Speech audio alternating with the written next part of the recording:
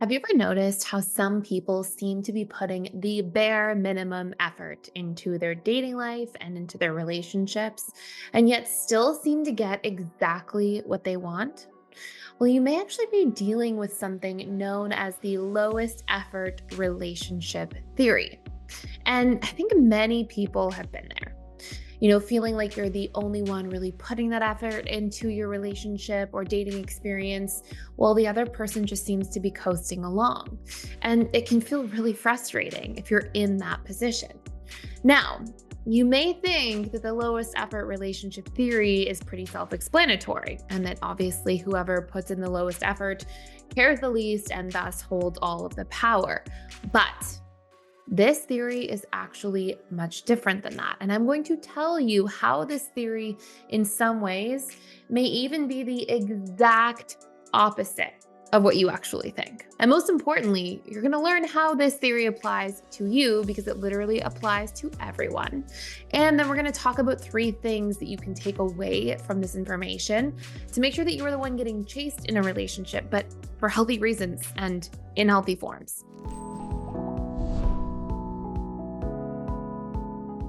So here's what the lowest effort relationship theory actually means. It means that the people who put the least amount of effort into a dating or relationship situation hold the power for a certain period of time until they actually proceed to sabotage the relationship itself. Now, why is this? Well, there are three hard truths that I'm hoping will change the way you look at relationships. And then we're going to get into the things that actually will have people chasing you for healthy reasons. Truth number one is that relationships require nurturing and effort. If we are not actually nurturing a relationship by being attentive to it, by knowing our partner's needs, by being present with people, and also by requesting those things in reciprocity as well, then relationships are going to fail. I want you to imagine, for example, that you decide you're going to dedicate the next 30 or 40 years of your life to a specific career. Well, if you don't show up and do the work every day, you're not going to keep your job. The same principle applies to every aspect of our lives. You can look at your physical health. If you are not actually looking out for how you're sleeping, how you're eating, if you're moving your body, you're going to see that your physical health will suffer over time and fall apart, just like a relationship would too. So, hard truth number one is that relationships actually require nurturing and effort, just like anything else. And those relationships that are worth staying in are also going to be because you put that nurturing and effort in. It's going to be because you've actually built something that you feel excited about because you put that work in and you're proud of that connection that you fostered. Hard truth number two about this is that relationships are not a power struggle. If you find yourself constantly warring for power in a relationship, chances are you're still operating by this old, outdated mindset that for me to feel heard and seen and valued in a relationship or to avoid abandonment, I have to have the upper hand. Healthy, secure, lasting relationships are not about one person having the upper hand. It's about both people coming together in mutually beneficial ways to support each other. And when there is some sort of power struggle, we solve for that power struggle. We see the power struggle as a symptom of a communication problem. And we can actually, and I'll tell you a story here. I once, when I was running my practice, for 10 plus years, I once had a client come in and she brought her husband in and she said, "We just can't seem to get over this argument." And this argument was about how she wasn't feeling like she was seen and heard in the relationship dynamic. And she would share that she needed more support or help around the house. And she just felt like it was being deflected. And her husband said, "Well, she keeps bringing it up. So I keep shutting down." So now we have a version of a power struggle. She's trying to express a need. He's trying to shut down the expression of the need. And it feels like there's this war. Well, like I said, that is a symptom of a communication problem. So we unpacked how she was communicating. And what I found is that she was doing one thing that's very common that people do wrong. She was saying, "You never help with the chores. You're not doing the laundry. You're not folding things the right way. If you do take a turn." She was communicating in the negative. Now, she needed support. She wasn't being supported enough in the relationship, and it was good that she was willing to ask for it, and that's a good step in the right direction. But there's a little trick in relationships around communication known as positive framing, which is the difference between saying something like, "You don't care about me, you never spend enough time with me," versus saying, "Hey, I miss you and I'm feeling disconnected. I need us to spend more quality time together. Let's plan something fun this weekend." Or in her case, "Hey, you never support me. You're not showing up for me. You're not doing this. You're not doing that." Instead, "Hey, I'm feeling exhausted. I really need support. Do you think you could do the dishes on Tuesday, Thursdays?" If we can positively frame, we get out of the power struggle because we actually get heard and thus we actually get our needs met. Now, of course, you could see, for example, that you have a partner who never shows up for your needs, who never makes any effort, anyways, even if you communicate properly.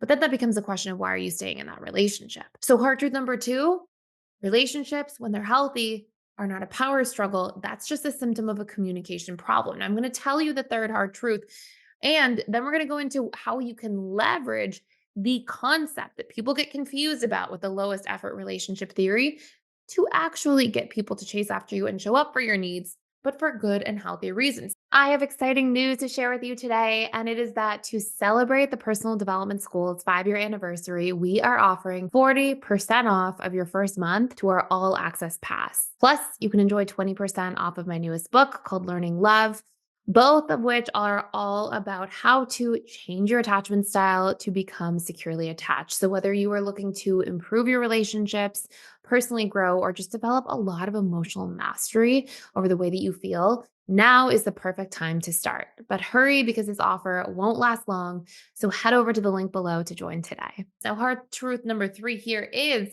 relationships require communication and progress. You are either growing together or you are growing apart. And so we can have times where we're busy, but there needs to be growth, there needs to be effort in relationships. So to have this concept or idea that, oh, yeah, whoever puts the least amount of effort is going to have the most power, that's just dysfunctional to its core. If you're putting in the least amount of effort, why are you bothering to be in a relationship? Why are you even trying to make something work with somebody? It's like you're trying to be in something and you're sabotaging it at the same time. It doesn't make any sense. And if you're constantly seeing that you want to have the upper hand or power in a relationship, you're doing relationships wrong. Now, people often think, and this is the kicker here for people, that you get chased because of the lowest effort relationship theory, and they're getting it confused with something else. If you actually want to be chased, quote unquote, in a relationship, it requires the three following things. And these three things may change the way you do and see relationships forever. Number one, knowing your non negotiables in a relationship. Okay. If you are somebody who knows your non negotiables, this is why people get this confused, because it can look like less effort because you aren't willing to try to change somebody. Okay. Let me give you an example. For me personally, if I was dating again, somebody who doesn't want to work through a disagreement or a conflict would be an absolute non negotiable for me, because I really value communication and I really value that when there's a conflict, myself and my husband, it brings us closer together, because when we have a conflict or a disagreement, we talk about why we're feeling that way. We honor each other's feelings. We make a strategy to work better together in those situations in the future. And we keep growing and evolving together because of that. Now, if somebody was unwilling to communicate like that, I know there would just be conflict that's unresolved, it's swept under the rug. That's not a way I personally would ever want to live my life. I've done it in the past before I became securely attached. Trust me, it's not fun. So, having come through the other side of that, I do not ever want to go back there again. Now, what's really interesting is that I wouldn't try to change that in somebody. So let's say, for example, somebody I was dating, and I start dating and they come in and they're like, clearly after a few dates, do not want to talk through conflict, do not want to talk about disagreements if they come up. Maybe they talk about their ex and they say, oh, yeah, they always wanted to talk through conflict. I didn't like that. I'm not somebody who likes to work things out. For me, here's what I would do: I would vet that. I would acknowledge that. I would ask why. I would have questions. I would ask them if they're willing to change or work on that. And if they were like, no, absolutely not, I would not try to change that person. I would vet. I would realize like, okay, this person has something that's a non-negotiable for me. And if they're saying it's a non-negotiable for them and they're not willing to work through it, I'm not dating. I'm not investing my time in the right person here. And so that may look like it's the least effort in relationships. And, that's where this theory can get confused because it's actually just me adhering to my non-negotiables out of self-love and out of self-respect.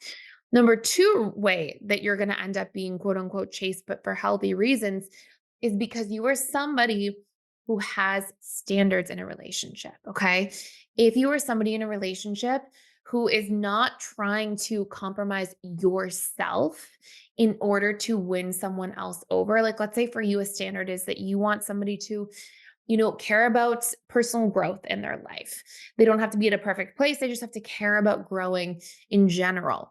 Well, if that's you and somebody is like, you're somebody who knows that about yourself, but then you don't advocate for those standards, you don't actually like date people intentionally and look out for those things, then what's going to happen is you're just dating whoever. And then you're compromising your truth and your standards for that person. Now, the least effort in relationships may look like, right? The lowest effort relationship theory may look like because you have standards, you're not putting in the effort. But it's not that. It's just that you're picking your battles. It's just that you're able to actually know, hey, this is worth me investing in and this isn't. Now, I'm going to tell you the third and arguably maybe the most important thing here in regards to how to get chased. But before I do, I want to just let you know I have a course fully on all of this. You can check out fully for free for a limited time, and it's called How to Master the Dating Stage of Relationships. It helps you know how to communicate, how to know your standards, how to know your boundaries and your non negotiables. It will help you learn all the powerful tips and tools for dating consciously, healthily, so that you can build thriving relationships in your life and how to even implement these things if you're currently in a relationship. And I will put the link to that down below. The third and last, and maybe most important thing that gets people chased is advocating for your needs. Actually letting somebody know what you need. If you had a need for consistency, I had a client once who had a big need for consistency and was a recovering AP. And in her recovery process to become securely attached, she learned to say, while she was dating people, while she was on dates, consistency is very important to me if I'm going to spend my time with other people. And by advocating for that, she opened herself to allow herself to receive the effort from the other person in the relationship. So sure, she may not be putting effort in, in that same way because that other person may not have the same need, but by advocating for our needs, we allow ourselves to receive effort from other people, and that's actually a really healthy thing. That's it for this video. Please subscribe. I hope you enjoyed it. Can't wait to see you in the next one.